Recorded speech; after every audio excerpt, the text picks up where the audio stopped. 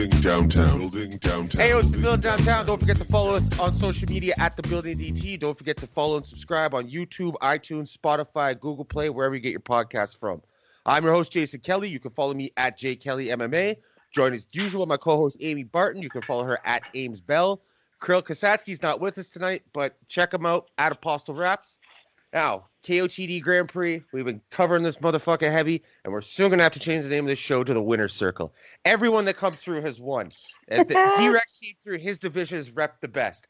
And now it's our first repeat guest yet, and this guy's advancing to the quarterfinals. So Severe, welcome to the Winner's Circle. Yo, what's good? I am honored to be here.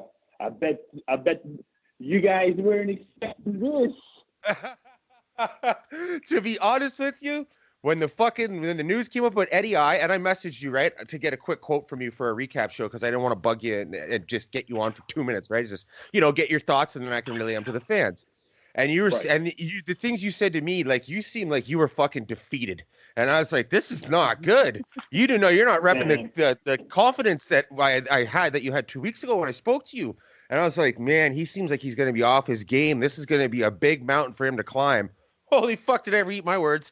This is not the shitting on Eddy I show, but fucking 1 and 3, you smoked his fucking boots. I don't know what Ben Swayze was on there thinking that Eddy I won it. We know that you're never getting the Twitch vote. You're fucked there. That's just not a thing that's in your cards. I am going to be in the finals without ever winning the Twitch vote, which says a lot. That does say a lot. You know what else? Another feather you can stick in your cap here. You did prove me wrong. You, in fact, did not get washed by Chef Trez. I take all technicality. No shit, eh? In a tournament like this, 50K on the line? It's well, like... here's the thing, though. Like, when we were talking a couple weeks ago, I don't know if you've been listening, Severe, but, like, when they announced that, I said, like, for a solid 30 seconds, just on repeat, like, I was like, I don't want this battle. I don't want this battle. I don't want to see this battle. And it was for to be quite honest, all the reasons that you've jokingly / not jokingly been saying, that I was like, dude, like, he's the Twitch guy of this group. Like, I don't want anybody to battle him anymore because unless it's on another platform. Like, Eddy I has got the all of the people there already. Yeah, absolutely. And then it's difficult, like, saying that without, like, sounding like you're coming up with an excuse or you're being a hater or something like that. But no, man, you're right, Jason. I was absolutely defeated because I'm a real regular guy. I go to work, I train. My girlfriend's not involved in battle rap, so I can't revolve my life around battle rap and be a good spouse. So I have to do the right thing in those regards. So I can't just sit down and just dedicate my week to writing. I live a very normal life, unlike, what I'm saying, not to, come at Eddy. I don't know his, like, living situation, but it seems like his life is kind of revolves around gaming and battle rap. I mean, I don't know about this shit, though. Wait, to interject. This posting, like, every hour on the hour for the last week has me convinced that you got all the time in the world for this. Oh, you mean the last 2 days? I'm off on Mondays and Tuesdays. All right, go on. Fair. You know the industry. You know the industry. We work all weekend and we're off Mondays and Tuesdays. Yep. But yeah. So when I got the word, I was in the middle of a busy ass brunch getting my ass whooped, and Direct's like, okay, Eddy won the vote, and I didn't even know Eddy was in the running. I thought it was between the South losers. Damn, that sounded terrible. But the people who lost the first round, in the South, So when I found that out, it was mixed feelings, because it's like, yo, I love Eddy I, like, not just as a battle rapper. He's been nothing but an amazing little brother to me my entire, since I came into battle rap when I met him in Toronto. So it was like, I need a week to muster up some sort of animosity towards someone I really do love. But then it's like, damn, this kind of sucks because I was ready. You know, I was so ready. I was like over prepared for Chef Trez to the point I was going to go up there freestyling in and out of my rap, which I did end up doing versus Eddy, but Yep. I wasn't going to be just a lot more comfortable with freestyling versus Chef Trez. I was going to show my rebuttal ability and things like that. So it was cool, but it sucked too. I'm not going to lie. And it was just like, all right, well, really, I have 6 days because I have this busy ass brunch, and I'm not going to go home until 8 o'clock probably. Ever. So right, ever, exactly. So. Oh, we lost you. I'm about to cuss out some Apple users here. Yep. So just hang for him to get back. I'll edit this out. Oh, there we go. There we go. Yeah. See, Yeah. Android for life. Go on. So it was crazy, man. It was wild. I really wasn't. The only thing that pushed me inspired was $50,000 because if this was like any other situation, I would have been like, man, like the hell with this, man. So, and I did feel like it was like kind of set up a little bit. I know it's not. That's like the conspiracy theorist in me. It was just like, damn, because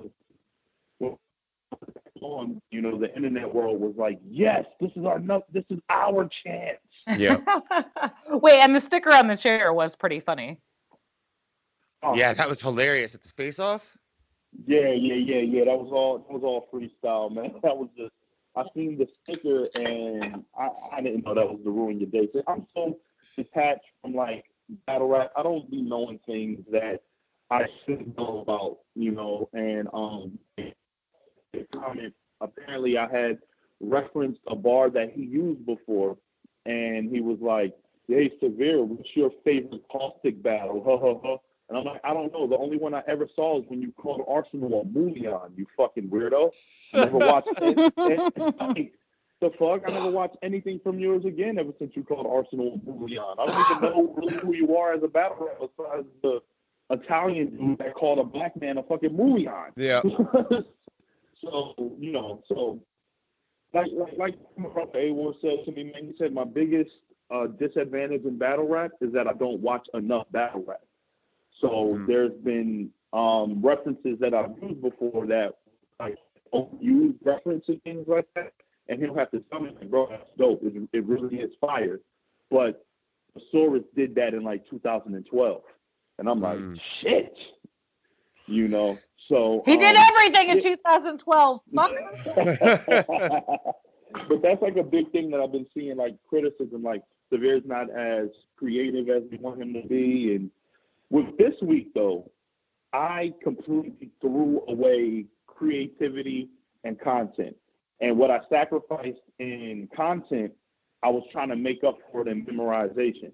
I didn't want to get super lyrical, spiritual, you know, and mess around and get jumbled with my words and choke. So I was just picking up really 2-bar punches. Boom, boom, boom, bow. Boom, boom, boom, bow. Like the Freestyle Friday days when, you know, it was just like, how many punches can you get in on this time? And like Israeli Sanya, I'm not going to hit you hard, but I'm going to hit you a lot. Yeah. Well, wait a minute, though. Speaking of sacrifices, hit us with where Pansexual Demon came from.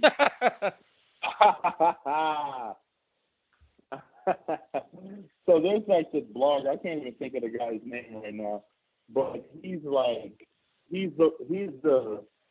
I'm the second most hated guy in battle rap right now. He's definitely the first. And he's been like perpetuating.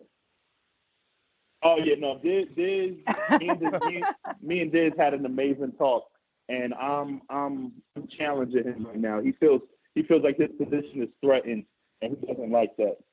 No, it was cool to see those props. Go on. Yeah. So this guy, he's like false, like he's like mixing like Celtic Druidism and pagan mythology, and like tying it in with occult rituals that are involved in battle rap. So he's breaking down like handshakes, how Smack does the Baphomet devil horns, and he talks about like the Bohemian Grove worship of the Maluk and things like that, like things that we were super into in like high school when we wanted to know like, why things are what it was. And he's like the Black Alex Jones. Wow, dude. Oh, yeah, no. don't add any of this into any of your content, but go on. No. So he's been perpetuating this thing that in order to blow up on URL, battle rappers have to spin the night with Beasley, and basically kind of like the Skull and Bones kind of thing in Yale, where you have to partake in pansexual activities so they can compromise you to have something over your head so you can work for them. It's like shit out of Alex Jones, man. Like it's so hilarious. And Ben Swayze, that's why he gave Eddy the third round. He said that he didn't like that I was promoting this bad media, which I wasn't promoting it. It was a shock value current event that got the reaction I wanted. Yeah. Made Eddy put his hands up. It made the people behind Eddy go, whoa, whoa, whoa. Someone in the background goes, well, your URL career is over. And so that's where that came from. And like I think right when you said it, I was like, "This way too many levels for a face-off." Yeah, the sticker on the back and twig, and all that is like so magic. We lost you again. Oh, I think you guys came here. Oh, there you are. Yeah. Are the AirPods like dying, or are you like moving around? Good. I don't know what's happening. You're like out in fucking Dunwoody or something. Okay. No, in Buckhead. Oh, even better. of Buckhead Forest, aka Robin Hood, or hashtag I rob niggas. Savior stole the salsa. Savior stole the salsa.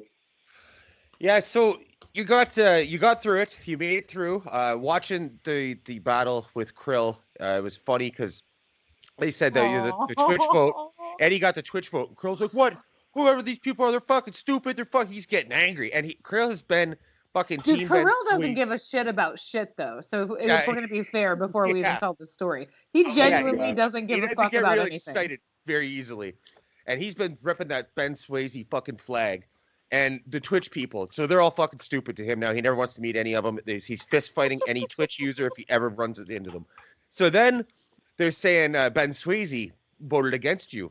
Well, now it's fuck Ben Swayze. What the fuck, man? I thought he knew what he was talking about. He doesn't know what he's talking about. It's like, Krill, he's a qualified judge. This is what's nice when you have quality judges. You get difference of opinion. You're going to get shit like that. At least he can give an explanation behind it. But then they announce you're the winner. Krill jumps out of his seat, clapping his hands together, like, "Oh my god, oh my god!" I was like, "What the fuck just got into you?" That makes me feel so good, man. You know what I pictured when I heard the story? Against me. All I could, because I'm in the butthole of America here in Ohio, and they're in Canada. All I could picture was like, Hercules. Yes, exactly. That's it. That's all I had. Yeah, he was had an so happy. Eddie Murphy reference too. That's awesome, man. And so I did the interview on the look back with Ben Swayze. Yeah, I watched that. And he had mentioned that after second watch, or right after he said after he put in his vote, he like reviewed himself and said, "Damn, I just gave Severe a loss, and I don't think he lost." Mm-hmm. I truly feel like, because Ben Swayze was also attacked by that blogger. He said Ben Swayze is compromised, and he would love to spend the night with Smack and Beasley if they gave him a chance. Like, talk real bad shit. So I feel like that was more of an emotional thing. Like if I'm watching a caustic battle, and he says Mulian. So the thing is me and Arsenal are from New Jersey, and the term Mulian is so different than just someone who watched The Sopranos growing up. Because in Jersey, like people talk about racism in the South. I have not experienced racism in the South nowhere as near as much as I did when I lived in New Jersey. So really, and that's surprising to me. Wow. So in New Jersey, I'm from, like, I didn't have my first, like, the first white person I ever met was my second grade teacher, and she was a substitute. We didn't even have, like, believe it or not, like, Atlantic City is one of the most segregated places I've ever been to in my life.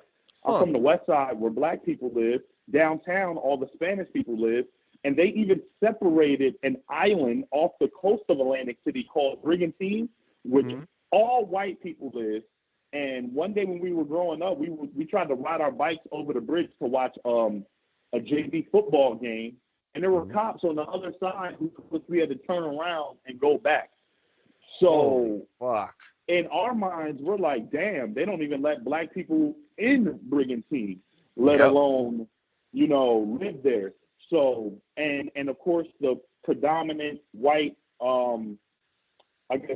culture in New Jersey are Italians. And before, it was not okay to openly hate when, like, the 90s and the early 2000s, the term "mulian" was dropped by police officers, football coaches, on the basketball court, they'll be stomping their feet, "Muli, muli," you know what I mean? What like, the fuck?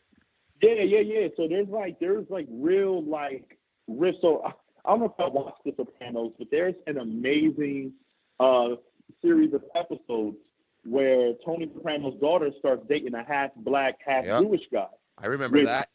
Yeah, which to Italians, man, you might as well have just ripped his heart out. A half black Jewish kid, like you're a disgrace to the family. And he calls him. He was like, "Look, you want me to be nice to the Hasidic homeboy? I'm gonna give it a shot." He was like, but Jamal Goldstein is gonna have to come correct.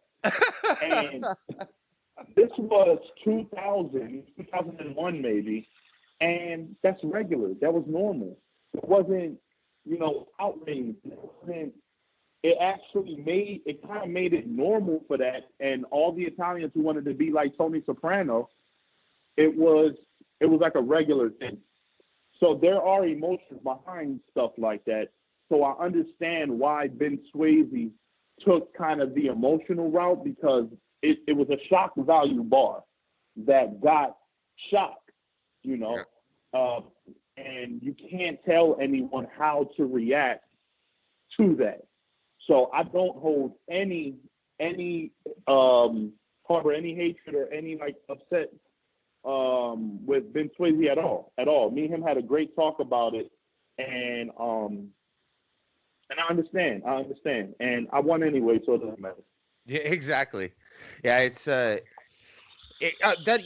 one take judging a battle. I've been to fucking countless battles, and I'll watch a battle live in person, and I'm there, and I'm like, holy fuck, man, that was a great battle. This guy definitely won. And then you watch it back on YouTube because that's the second time again, or there'll be KOTD events I go to. I'd order the pay-per-view so I could watch it again for like the 3-week period or whatever. And you watch it on a second time or a third time, we're like, I was wrong.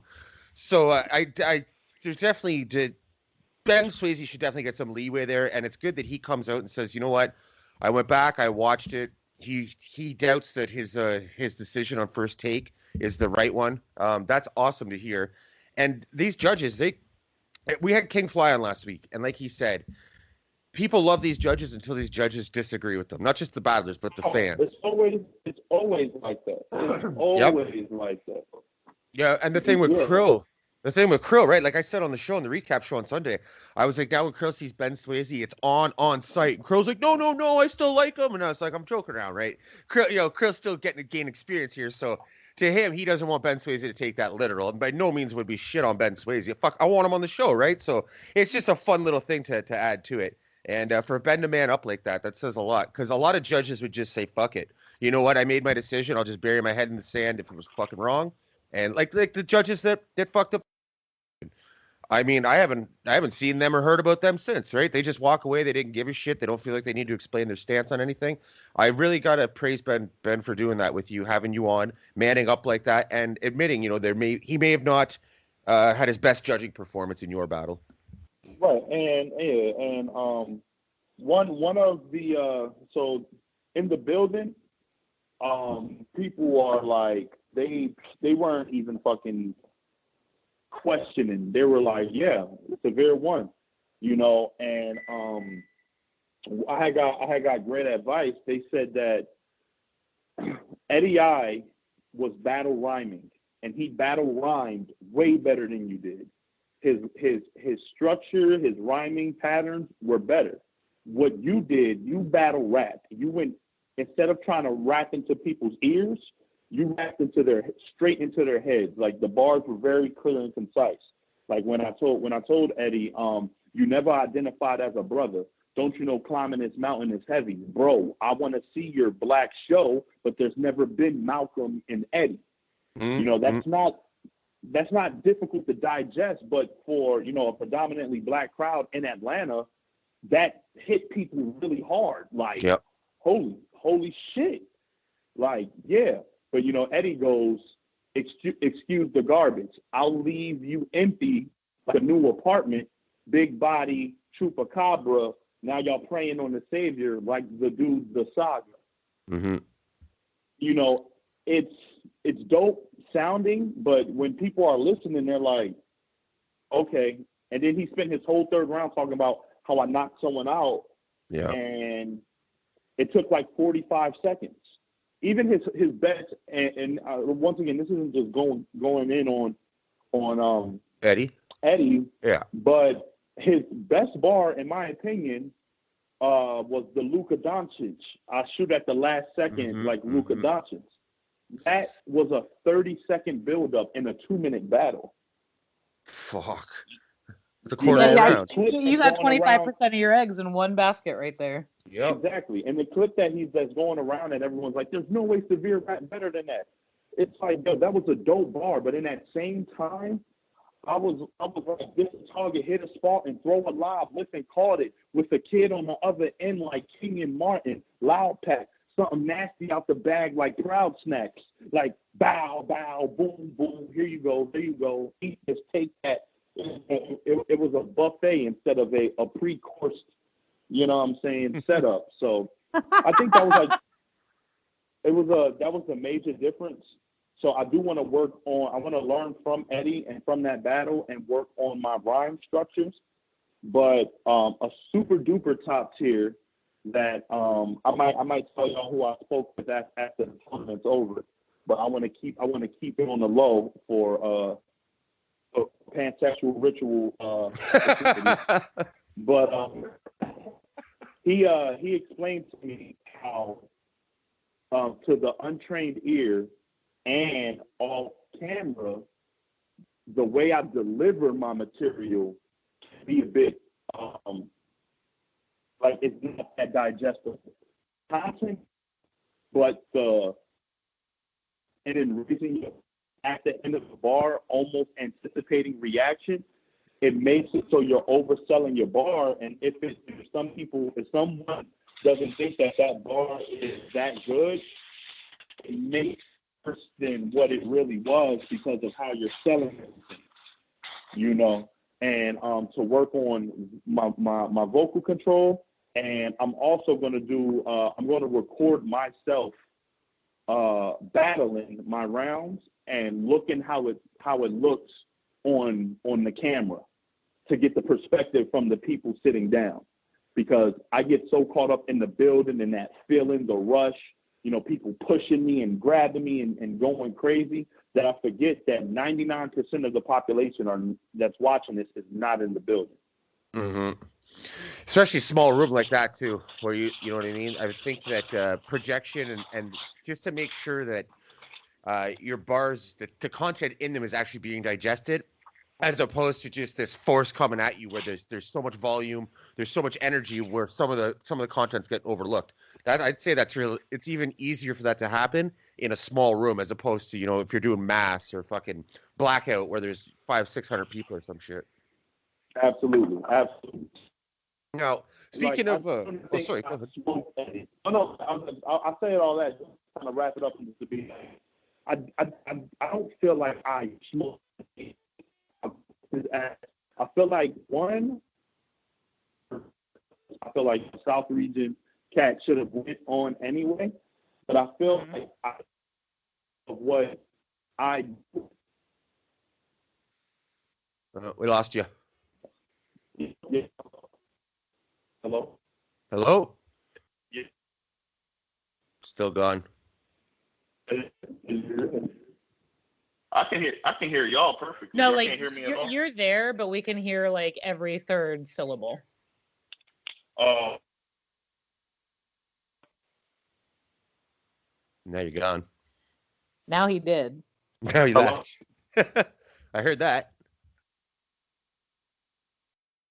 We lost Y'all you can there. hear me? Yeah. Yeah. Now you Oh, sound yeah. way You better. sound Okay, good there we now. go. Yeah. So I was just saying, like, I know that there's a lot I still have to work on, and the difference I think with me and a lot of people in this tournament is that I still haven't really found my thing. I still haven't really reached my peak, and I'm such an empty cup that Wait, whoa. In the guy. tournament or career peak? You said in the tournament or what? Or like just straight up career person battle rapper peak? No, I'm gonna say in the tournament, because I know a lot of guys who feel the way that I feel that didn't even get the opportunity that I got. But a lot of the guys in the tournament, I feel like, are kind of set in their ways because of the tenure that they put in. Like, the way Thesaurus raps is the way Thesaurus raps. As fucking redundant as it is, that's what it is. You know what I'm saying? The way that Sharon sounds when he's like, getting into that bag, that rhyming bag, that's how he sounds. And we all know Disaster. We don't have to go into that at all. But guys like myself and Times as well. I feel like we're kind of like last of the newer guys who still have a lot to learn, man. This here, I feel like this is like King of the Dot University. And I'm just going through my classes. And when I get done this tournament, I'm going to be a way better MC than I was when I entered the tournament. So 50,000 and you just is turned dope, yourself into the class clown, though, on purpose. Exactly. Which is some shit we're going to talk about. I'm going to need something on what's going on right now. Like, I know there's a new income stream. I know there's something happening. I know it's digital. I know it's online. I'm assuming it's video content.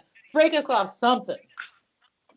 Well, you were absolutely right on everything you just said. And since you guys have been nothing but just amazing with me, y'all were the first media outlet to give me an interview before all of this. Now everyone is contacting me. Everyone wants me to do an interview.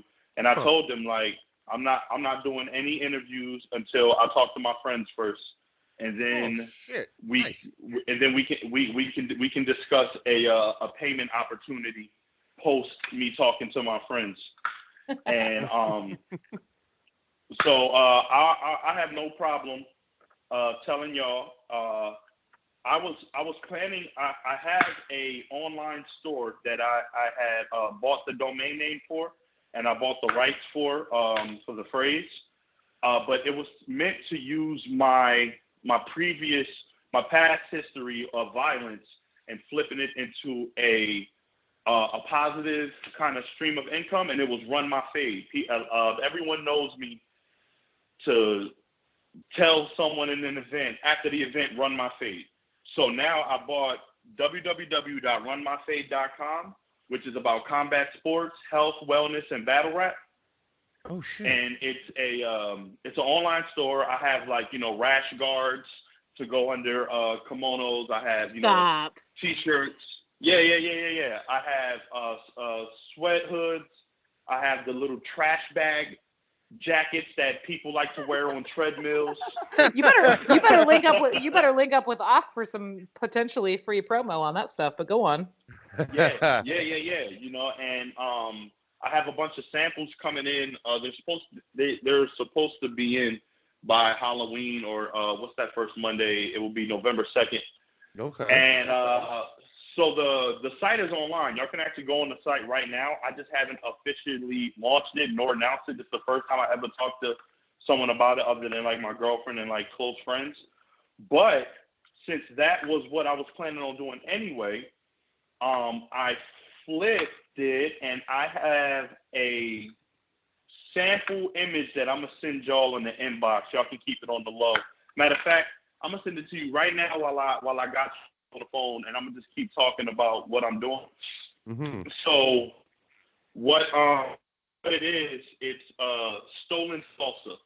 So I'm making my own brand of salsa. And Stop salsa it! like Stop. products. I'm done. I'm gone. I gotta go. Stop. So we're gonna have like mango salsa, pineapple salsa, avocado salsa, you know, and I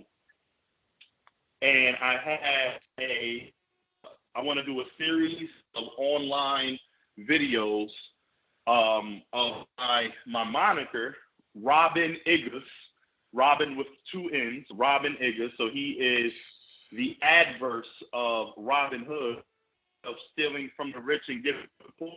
He just steals from the poor and gives to himself.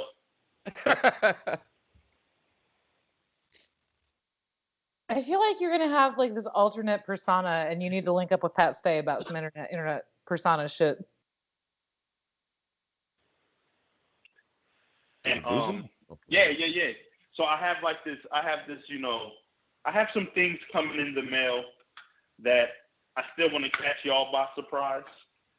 So that is like the basis of it. I'm taking this whole, you know, Lex Luthor and all these kind of like, I call them internet guys, like all the internet battle rap world. I'm taking all the like the negative that they tried to like drag me on Twitter and just using everything that they said as the promo to push new ventures. And so wait, also when you gonna start a podcast? Because that's coming after this. I know that. Yeah. I have podcasts set up already. I'm just waiting on an interface to come in because I was using like a Zoom H4n and it picks up like everything. So maybe y'all can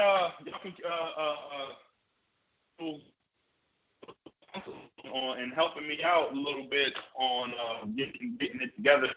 Hey man, we've been doing this for a decade. Let us know.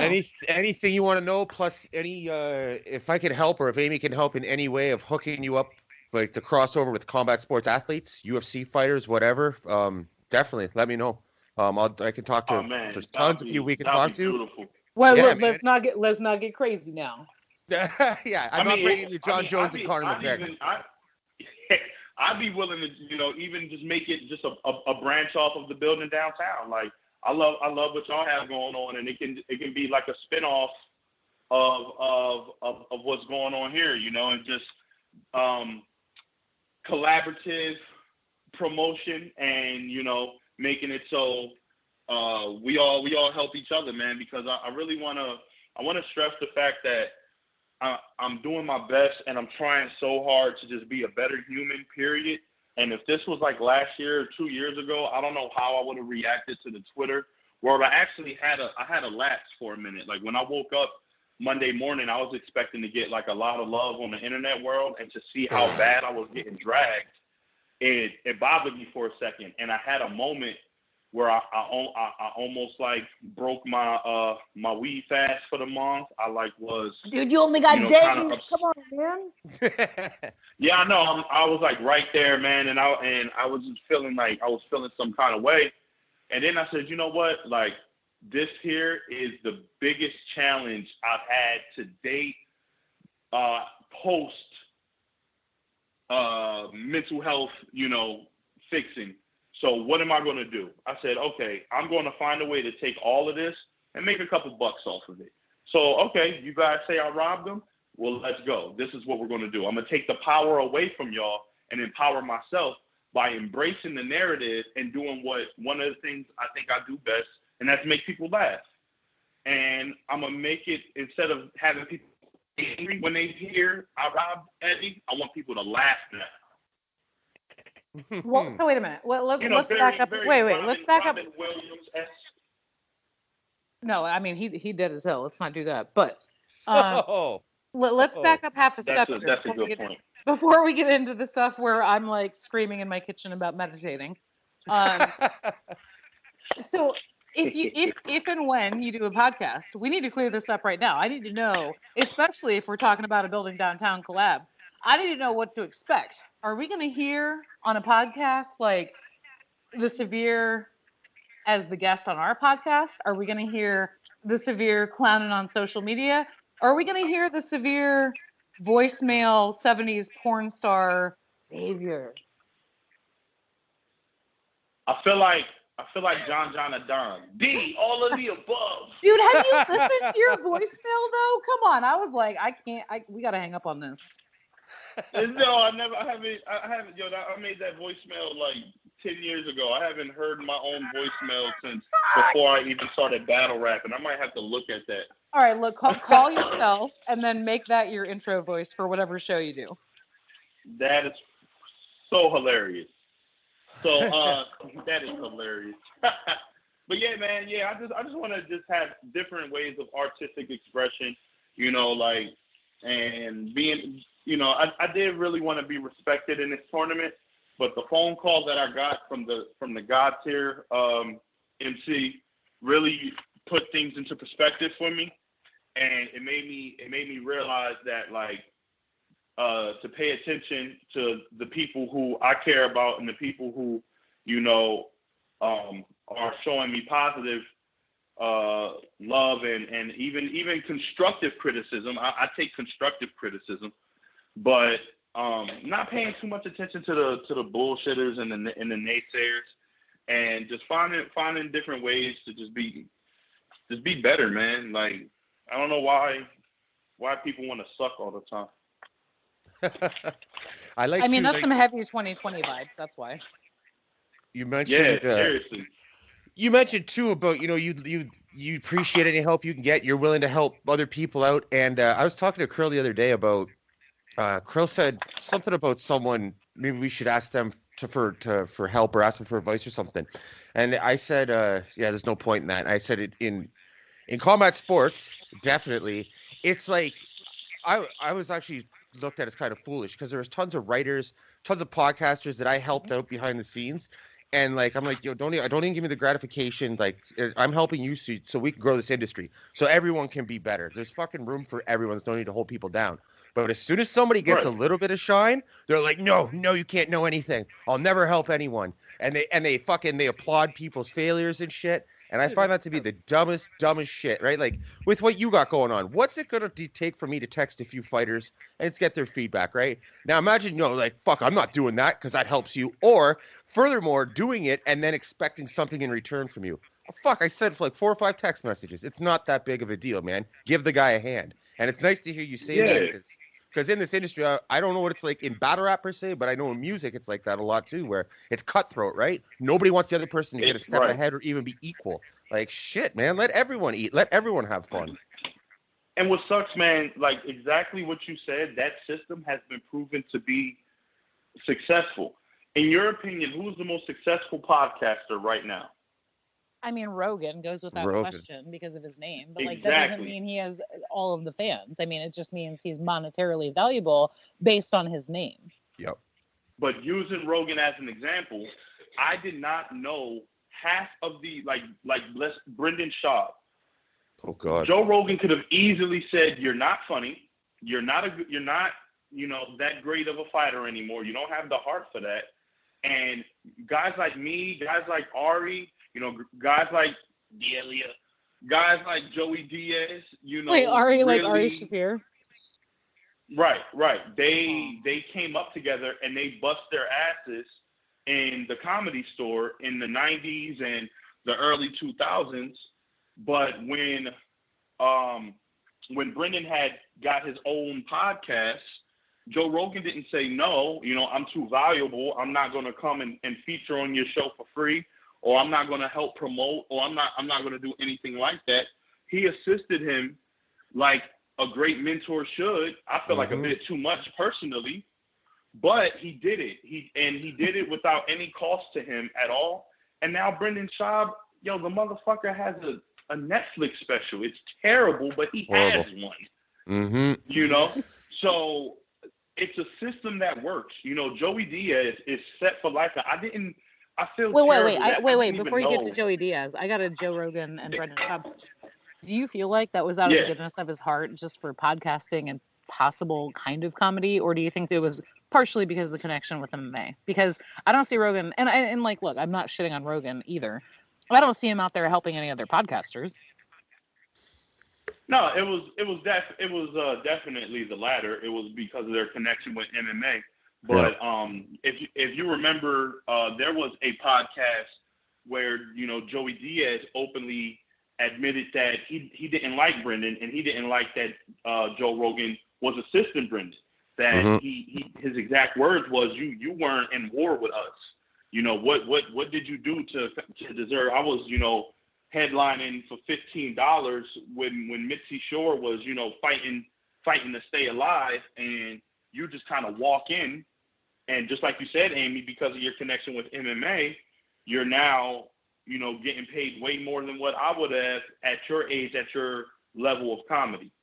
So yeah, no, you're definitely right. It was because of that, but I was just. I don't think that's a wrong comment to make, though, in his case. No. And also, like, when do you have time to watch enough of this to be able to quote it if your ass is working in the kitchen? Late night, Amy. You've worked in the kitchen. You close up, you get home. There's fuck all else to do. Everywhere's closed. You start watching that, smoking joints. Trust me, the hours Amy, go by. I'm gonna need you to put a little bit more respect on my name. I am now the FOH manager, and I just delegate and follow through. I haven't touched a pair of tongs in about 2 months now. So I'm going to need you to put a little bit more respect on my name, or I'm going to cut your shit. Okay, well, high five, congratulations, but also that's really depressing. You need to get some tongs up in that bitch. We got a quick break here. I got someone to bring in the show. Someone's going to add us. We can keep chatting here. Oh, it's just Krill, though. It's not a story. I'm not going to pop up with Saynt and be like, haha, you guys fight. But we are going to talk about Saynt in just a minute here, once we get Krill on the line. And you mentioned John too. John, he was sure awfully grabby over the weekend. He grabbed Hayes, grabbed Hayes once. He grabbed Clone once, and he said to Hayes, "Stop that shit." And then he said to Clone, "Now you stop that shit." And where Krill was real. John discovered Clone. Yeah, right. And like Krill's like, "What the fuck is going on there?" Right? I think we got him. We have your biggest fan in the world. Wait. Side note, sorry, bad timing, but like you mentioned Hayes. Severe, do you feel like, in terms of the landscape right this second, that you and Hayes are kind of in the same place in terms of like fans being like, bruh, what? Yeah, definitely. And I think more so Hayes than myself, because he has an established history from being, the BET Freestyle Friday champion, and like already like touching the main stages of URL and things like that. Me, I'm an empty canvas. I can kind of paint my own, future, whereas Hayes already has, a fucking plethora of Warhols all over the wall, and people are like, I didn't like that one painting he did, his esotericism just wasn't capturing me in the moment. So he has to kind of he has to unlearn people, which why he did the reinvention. But Hayes is so dope. Saya is so dope that I feel like he can really, like, he's timeless. He's timeless. But me, I have like I said, I have an empty canvas. I have enough time and less experience to be able to just learn and adjust as I go. Which I feel like y'all are, my first round that I have, and yes, my first round is already done. I actually have a month to do this. Y'all are going to be so fucking proud. Y'all are going to be so proud. I'm telling you, like, y'all are going to be like, okay, so he is learning. He is. Oh, he's talking to Krill right now. He's going to be proud as shit. Yeah, so I'm proud already, bro. I'm fucking. What's going on, bro? What's up?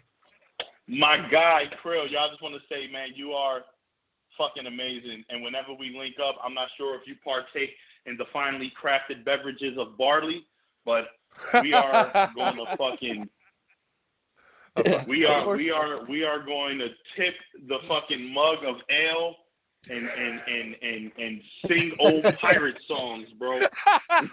Oh my God! I'm Please, man. please record this. Yo, I literally.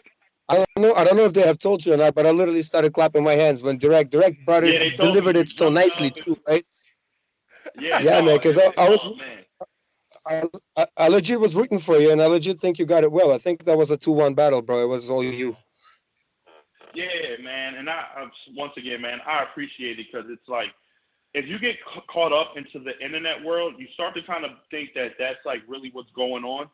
And it wasn't until like, I just stepped outside and after, getting dragged by Lex Luthor and by Dunch and 100 Bullets and all of that, I step outside and the people I see are like, yo, man, I heard you did amazing. Yo, we love you. You're doing great. Bring it home. And I'm like, yo, y'all didn't hear what, Dunch and 100 Bullets said about me? They're like, who? Like, Lex Luthor. What? It's like, shit, man. I'm falling into what I'm getting away from, thinking that everything that we see on the social medias, the things that we see online in the Twitch live stream is the opinion of the masses, when the reality is that it's not.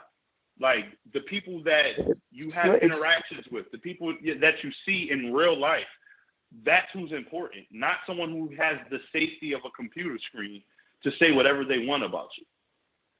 Mm-hmm. You know what? No matter what, in any case, there's going to be people that are going to hate. In this particular case, there's going to be the people that you named, right? Well, who gives a fuck, man? A win is a win. You moved on. You did great. You know what I mean? That's right. I don't think anybody can. I don't think anybody can say that Eddie got robbed. Eddie put in his work, and you put in your work, and in my opinion, hands down, you won. It was a good battle. Eddie wasn't a low punching bag. You know what I mean? Mm-hmm. It was a good battle. You won that, bro. Whoever says what, who gives a fuck, man? You know what I mean? Mm-hmm. Tomorrow they're gonna say you're the greatest after you beat the next one. You know what I mean? Yep. Absolutely. The Ultimate Fighter won. Josh Koscheck versus Chris Lieben. Yeah. A win is a win, bro. Oh, a win is a win. Ultimate Fighter 1. Remember Strange Brew? The fucking Canadian? What poor representation we had. Oh no, poor Strange Brew. Man. Leaving pissing on his pillow and shit. That was the best season though. 1, 2, 3, and 4 were the best seasons. 5 was alright too. 5 had Nate on it, but after that it just started fucking tanking. Yeah. But 1 was it's just like battle rap. But no. But yeah, man, like I just really want to stress the fact that like I'm immensely grateful for y'all, man, and like even the couple of seconds that Amy was one of my doubters. But look, I'm still a doubter. That's how you got to be. You're not always going to be great. You're going to have a shitty day. Yeah. No. I'm always going to be great, but it's about being great to me.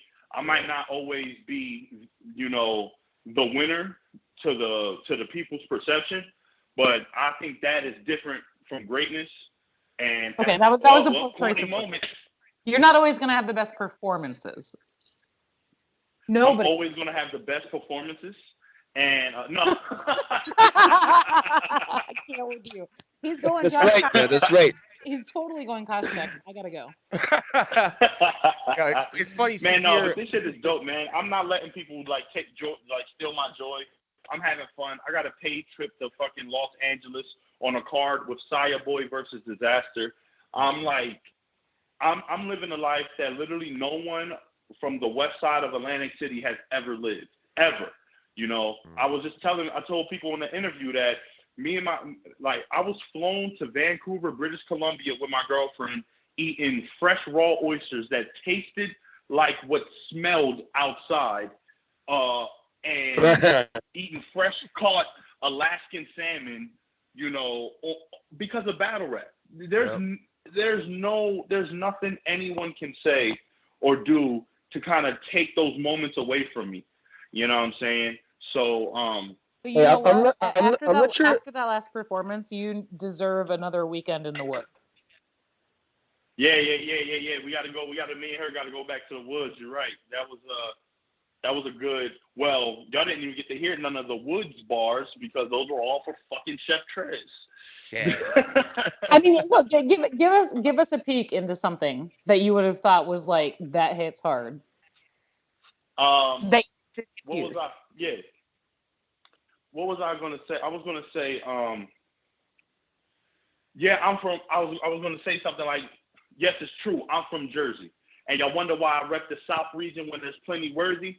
Because I've developed talent, locked down venues, I've even bartended events. My hand's very dirty. You haven't done shit for this region. If you did, it's barely working while I can play every single role like Eddie Murphy. When RBE came to Music Room, guess who signed off as the manager there? When the PGs came to Atlanta, guess who helped get some managers there? You fucked up my venue at Sidebar because you couldn't handle your beer. So why do I rep this region? Because I'm the reason that the Legion has half of your peers. Oh.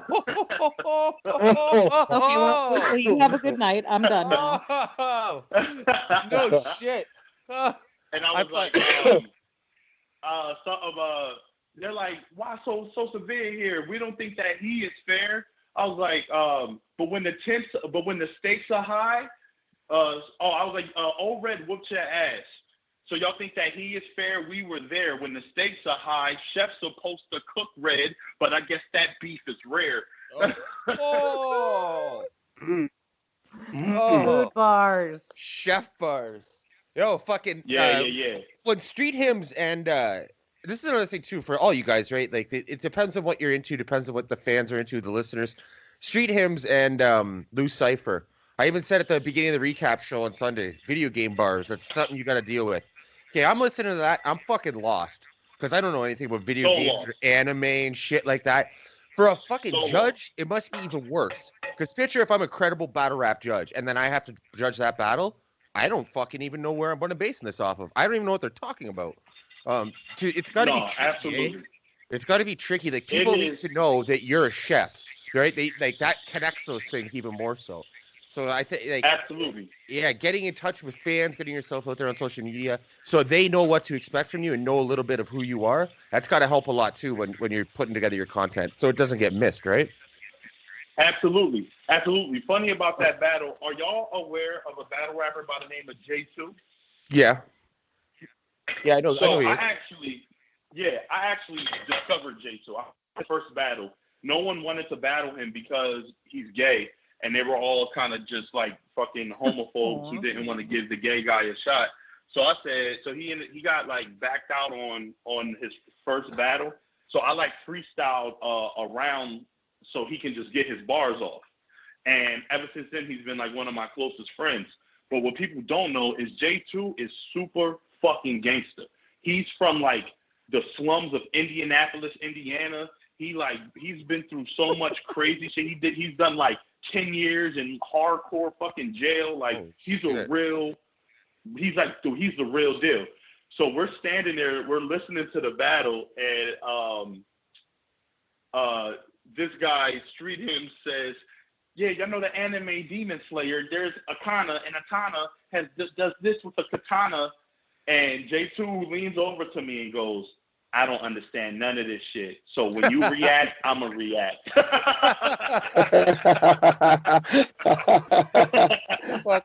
It's funny, though. You actually see that at events I've been at. I'll notice somebody who's beside me in the crowd, and they like, oh, the crowd's reacting. I should react.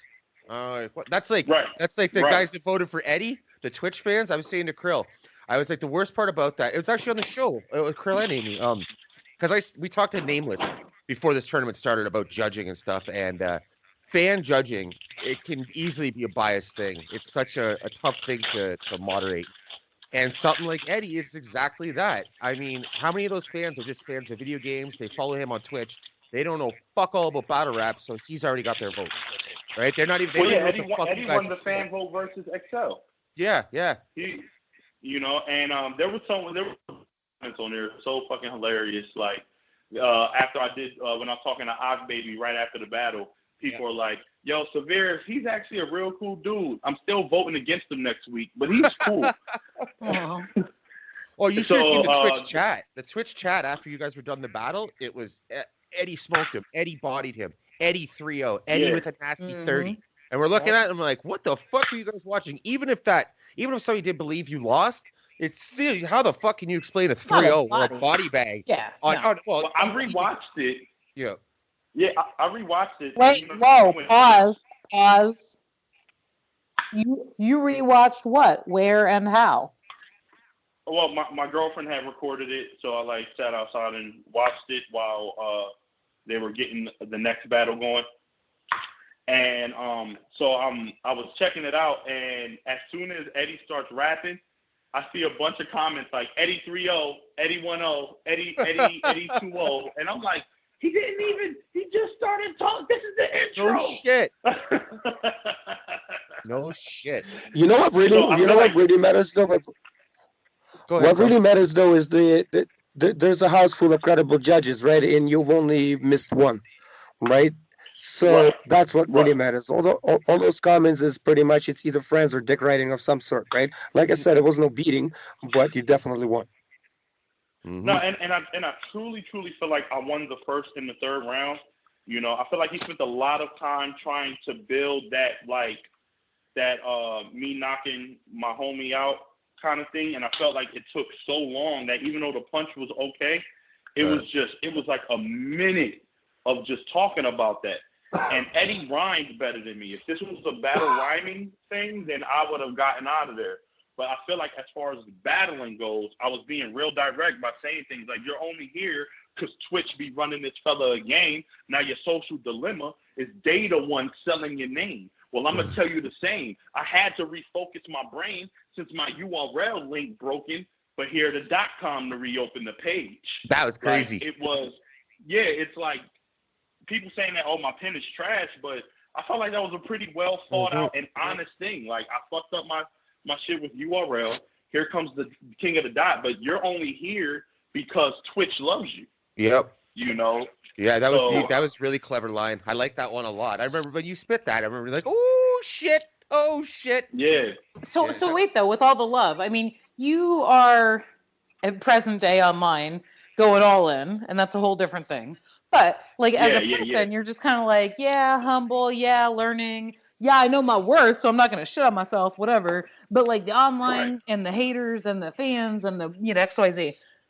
For somebody, whether you know him personally or not, you're a fan, lifetime fan or not, what was the Diz moment for you? Like, were you like, oh, wow? Like, I mean, obviously that had to make you feel good, but like, what were you just kind of like, hey, I can't think about that too much because I got to let that roll off my back like the hate does? Or were you just like, no, this is a moment?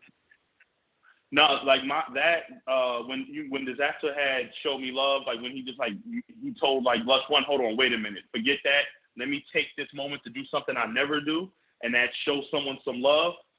When I posted that video, that was so sincere. I was so sincere about how I felt because everyone knows, and it's probably pretty obvious by the way that I rap. Disaster was my first favorite battle rapper. He was the person that got me into battle rap.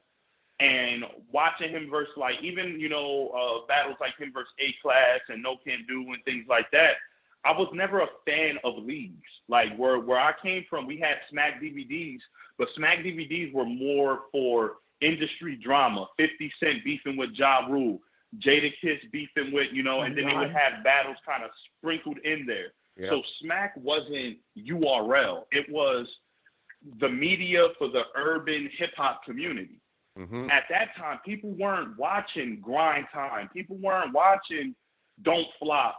They weren't watching Scribble Jam. That was my thing. It was me watching stuff like that. Yep. So the first kind of star, other than people from like Freestyle Friday and things like that, was Disaster and Arsenal. So when I found out Arsenal was from Jersey, that was kind of like what tainted my style in a sense, where I was like, I got to be aggressive. This is the way you have to rap to win because that's how it was back then. So at Genesis, at URL Genesis, I pulled up with me and my girl. We pull up to the event trying to find parking, and someone is standing in front of the car, and I'm like, what the hell? And turn around, it's Arsenal, and he like looks in the window. He goes, "Oh shit, what's up? So severe." Real casual, real regular. Yo, oh shit, what's up? So severe. And I'm like, hello, Arsenal. Didn't know you knew of my existence. But I'm in the URL crowd, so I have to act gangster. Like, yo, get off my card, Saynt. Oh, come on. So wait, like, whoa. When you get into your whole like website, podcast, whatever you're doing, bag, and you're like helping lift other people up, and you're talking with people, and you're focusing on mental health and all that, is So Severe going to turn into So Sincere? Never. Someone said that to me in a battle. You just said So Sincere yourself. Oh yeah. Oh, that could be another moniker. I can create that into another character. But there's this guy who said, and that was the best thing anyone ever said to me to this day. He said, with those fucking big lips and bulging eyes, you should change your name from So Severe to So Surprised.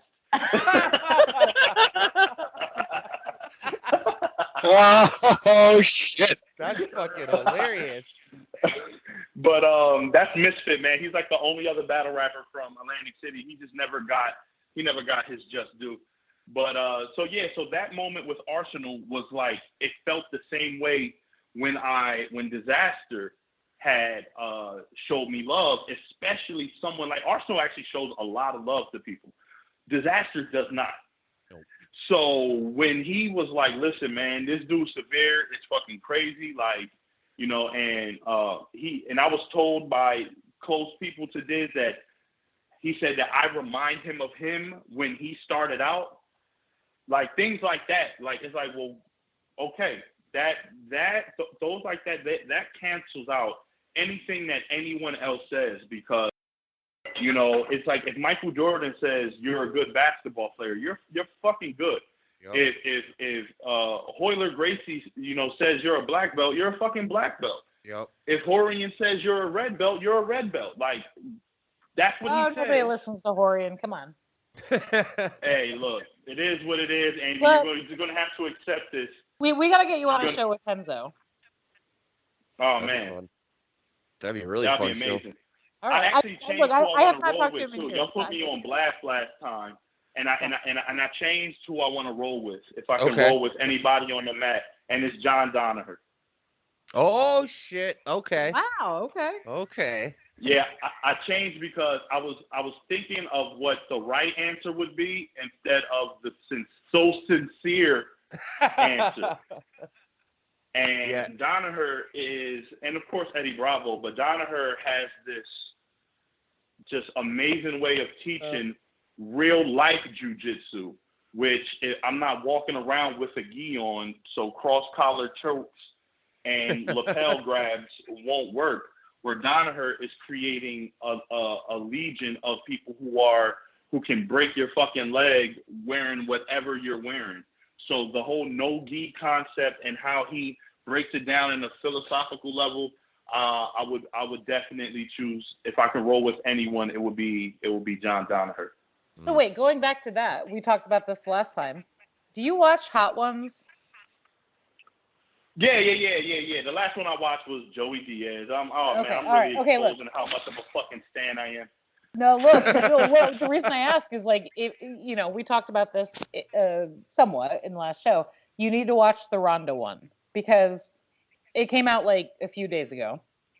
And the thing is like, while I'm not a Ronda fan, it was very interesting because he asked her about like the history of judo and like why there's no striking and where it all came from and why she chose that art and everything. So I think that as somebody that can appreciate that kind of insight, I think you'll like that moment of that. I love it because right now my favorite moment on Hot Ones is when the guy asks Joey a question like, so you know kickboxing, you're a blue belt in Brazilian Jiu-Jitsu, you grew up in the streets of New Jersey, and you know Jersey Jitsu. So what in the case of self-defense, what's the first thing you're going to pull out? And he goes, the gun, bitch. I mean, look, you can't replace a Joey Diaz, but like I think you'll like Toronto. It's if you're into that, like minutes of conversation, it'll be. I really am, and I appreciate that recognition because for some reason the algorithm isn't picking up all my pansexual magic and Shinatara Goshi's Grant in New York. So. Oh fuck! No, all right, this is ridiculous. So Severe, I lied to you once again. Said I was going to take a bunch of your time. We've already been going for over an hour. But see, when you're having fun, time just fucking flies by, right? Yeah, it really doesn't. Yeah, I really got to get into this whole podcasting thing. It has to be with y'all though, because I don't think I can just talk by myself this long without sounding pretentious and like an asshole. Well, look. We'll talk about it off air, but. If you really feel that way, we can do some like dry run, test run, like don't publish it anywhere shit, or launch whatever you're launching with you to get you off the landing pad here. But once you have people to talk to and have things to talk about, you would be shocked, or maybe you wouldn't be, but I think you haven't done it in this context. How natural it is. No, I haven't. Like blah blah blah blah blah. Like I told Jason before tonight, I was like, dude. I literally have zero things to say to him tonight. I mean, I'll have shit to say. I always got shit to say. I talk to a brick wall. Oh, I find that very hard to believe. but like for me, I'm the anal retentive asshole. Is like, let me make a list and let me check my notes and let me go back to the posts and let me make sure I know the battles and like I have to know every fucking second of every moment of every breath that anybody's ever made to find that question. Excellent journalism. But you don't have to do that. You can, and that's kind of what we like pride ourselves on with this show is that like there is a theme, and at this moment because the Grand Prix it's all battle rap, but it's also combat sports, and it's also life and the world and the economies and whatever we want to talk about. But when you get comfortable with the technical shit, the booking people, the recording, the press stop, press play, how do I sound? Once you get past that, it is literally, can I have a conversation or not? And obviously, as a guest, you can. And as a battle rapper, that's what you pride yourself on, even though it's a different cadence. So I think that you'll find once you do it, you're going to be like, I might not be Joe Rogan or whoever it is you actually like that much, but you're going to be like, this is not as hard as I thought at all. Yeah, definitely. And like where Amy does all this prep shit, I like when I first started doing combat sports media, especially when I was doing shows, I would have a list of questions wrote out. I'd be like, okay, this is the path the show's going to take. And I would miss things because I'm not even thinking follow-up question. I'm just looking at my next question. So that didn't last very long. And for the longest time now, even with this show, I do zero prep. Obviously, I have an idea who I'm talking to, or I wouldn't be booking them in the first place. But I like not knowing because this is how I figure things out. This is how I get to know you. It's how I have a genuine conversation. If I know everything about So Severe, I know all the answers I'm going to get. Imagine how boring that conversation is going to be. It's like I don't give a shit. I know the answer. Yeah, you know what the answer is. Yeah. Let's not downplay it too much. The show is good because we're awesome. Well, wow. Girl, the show's good because you're awesome, my friend. Aw, look, you gotta go back. You're carrying these guys on your shoulder, man. you gotta go back and listen to Ock Part 1. Oh yeah. Part 1. Part 2 is I will do that. Too. Part 2 near the end, especially. I made Ock interview Krill. Dude, no, that's so dope. We weren't even recording, but like 2 minutes, and Ock was like, "Where's Kirill? I want to talk to Kirill. I got some words for Kirill." Start of the show. It's the first thing he said. Yo, where's Krill at? I want to talk to Krill. It was good though. It's nice because it's so dope, man. The way he was flipping out on after we battled, after our battle, and he's like, "Look, y'all, I know y'all gonna pick Eddy, but fuck that. Fuck it. I don't work for y'all." Ock is the man. What a fucking great human being he is. Bro, the way director delivered that moment was just amazing. You know what I mean? The way he evened it out, like he said the even score and all that shit. He built the tension up for a couple of seconds, and then he said who won. Bro, I literally jumped out of the chair because he did all that. Yeah, he's so good. I had a great talk with Direct today, and him telling me that he's super proud from, you know, me fucking up his event 6-7 years ago to like where I'm at now and how I'm taking everything. Hearing him say like he's proud and he's so happy that how he planned this, what he wanted was for me and for Saya to like get the shine that he sees in us. To see that happens, man, it was like, man, it was beautiful moment, guys. God, you cutting onions over there? Yeah. You know, just trying to be a little more sincere these days. So sincere. Stop robbing people. So sincere. So now you gotta head west, and you gotta capitalize again. We gotta see another great performance from a video gamer. So we know Twitch. The fans fucking hate you. Me, Amy, and Krill, like the only 3 fans you have in the entire world. It seems like we're the only ones giving the fan vote on Twitch. You got 2.5 because I'm the hater. Remember? But the thing is, man, so fucking true. When we had you on a few weeks back, you said Saynt is your fucking dark horse out in the West. Now you got to take care of the guy that you thought was going to win the West. How does that make you feel going into that? I feel good. I feel very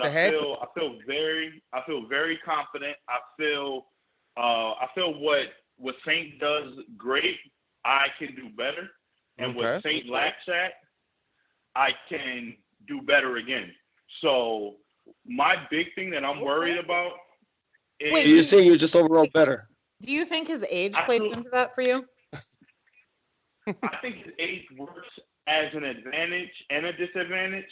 An advantage because a majority of the Twitch fans are in his age group, and he's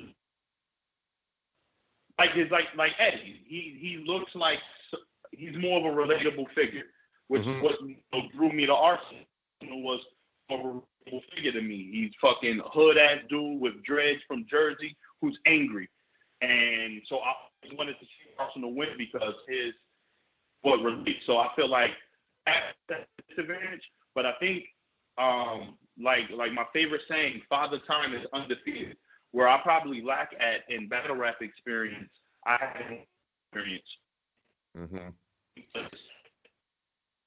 Attention on these judges. I don't want to dwell too much on judging because I know that they're going to, but it does more difficult for the South guys who were, you know, who have to go out there and battle these guys in their own backyard.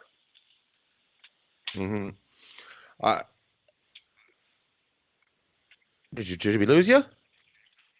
No, I'm here. Okay, sorry. Yeah, you're cutting out at the end there, so I didn't know if you stopped talking or if we lost you again there. It's the battle that I really want to see. Right from like before the tournament, right? You look at this bracket, you're like, oh, there's potential of this, there's potential of that, and some of them, like we got to see the rematch that everyone's waiting for forever between Disaster and Thesaurus, and then you see other people line up, and that like Clone got Carter 3 days notice. Clone capitalized on that right away. His stock went way up. Right? You look at certain things. Absolutely. It's Saynt. Fucking from the beginning, I was like, oh, there's potential of that. That's a fucking fun battle. Now, a battle I didn't even know I wanted was with Family Man Hayes versus Disaster. If I would have looked at the bracket, I would have been like, I don't really care if those two meet up. Now, from watching it's been going on, holy shit, I can't wait for that battle. That's going to be a dope one. But yeah, versus Saynt, I can't wait for our whole interview.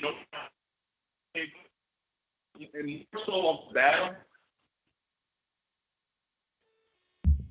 Hello. Phone call. Can y'all hear me?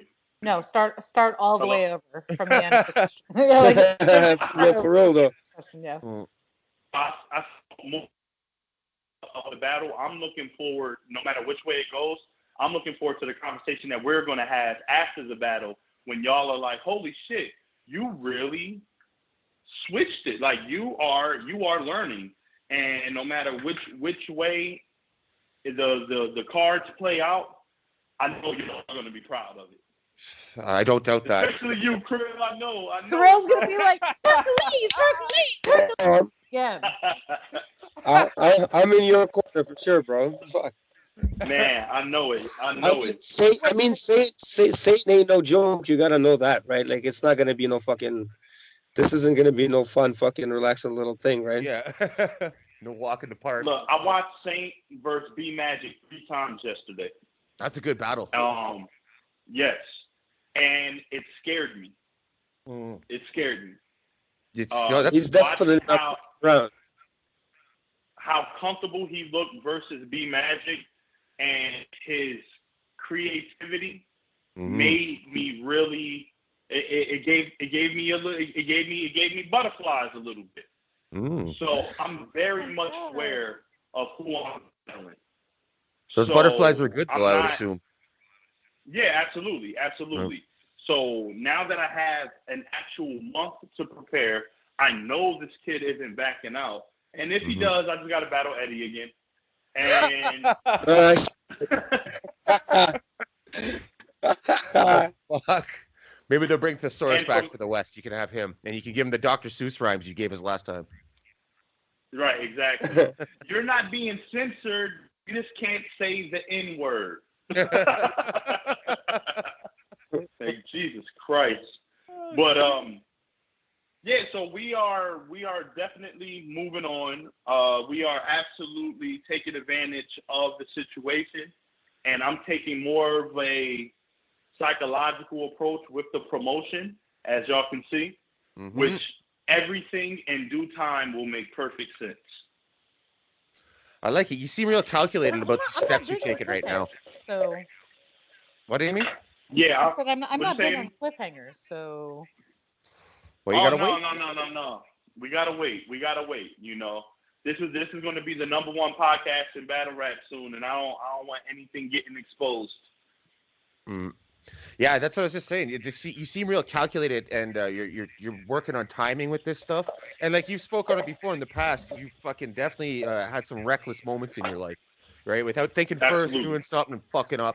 And you know those things might have greater consequences than this, but from like you talk so much about this life experience, it seems like with what you're doing here, you're planning things out, trying to stay 3 moves ahead, drop things at the right time, make the right pushes at the right time, strike when the iron's hot. So it seems like, you know, it's not just something that you thought of last night and you're like, guess what I'm going to do? Nope, not at all. I knew that I was going to get past Eddy. I knew that the right thing was going to happen. So the reason why I'm done with my first round with Saynt is because I started writing my first round for Saynt when I got done writing for Chef Trez. So I put that on halt to focus on Eddy. But I already had material and things really prepared for Saynt because I knew I was going to go to see him before he even battled active. So I'm really taking the psychological approach to it, and I know how this plays out. I'm not going to tell y'all the end of the movie. I'm not going to be that black guy. But no, because you dead as hell if it's a movie. But anyway. I'd have been out of the first round. Yeah, we're talking to a ghost. That's cool. Yeah, so I know how this plays out, and when things come out into light, y'all are gonna be like, "You motherfucker, we love you." See, and that cliffhanger right there is exactly how you ended. Amy's going to be sitting in suspense until the Saynt battle. I'm sitting here festering already.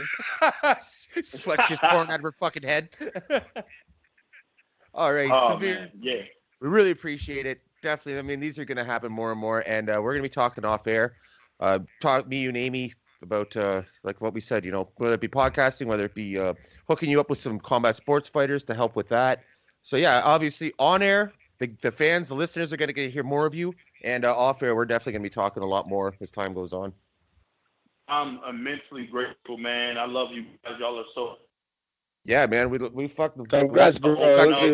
I cannot wait to meet you. No, you don't mean y'all. You gotta give Kirill his roses here. Come on now. Man, listen, man. Kirill is putting a good wedding. We lost you. Yo, can y'all hear me? Yeah, now I can. Sorry, what was that? No, I said Krill was putting in a good bid on being a groomsman in my wedding. Shit. Amazing.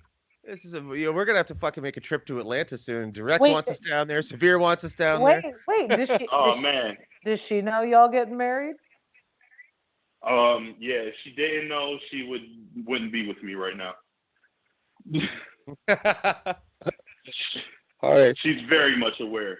All right. Let's get out of here. Leave it on the cliffhanger. Severe, man. I can't thank you enough for coming on, giving us time. You know, you don't have to do this shit, and like you got the battles to worry about. You got a full-time job. You got normal life, like you said. You can't just sit there and play video games and write raps all day. You have things to do, so you take an hour and a half out. Really do appreciate that. We'll be talking again very soon. Amy, Krill, you motherfuckers got anything else to say before we get out of here? Dude, I always have shit to say. I'm out. All right, we're so severe. What's up, Krill? I just want to say congrats again, man. So, man, congratulations and thanks for. Thank y'all so much, man. Thank y'all so much. Y'all the best. All right, for So Severe, Amy Barton, Krill Kasatsky, I'm Jay Kelly. This is The Building Downtown. We out. Peace. Building downtown. Building downtown. Building downtown. Building downtown.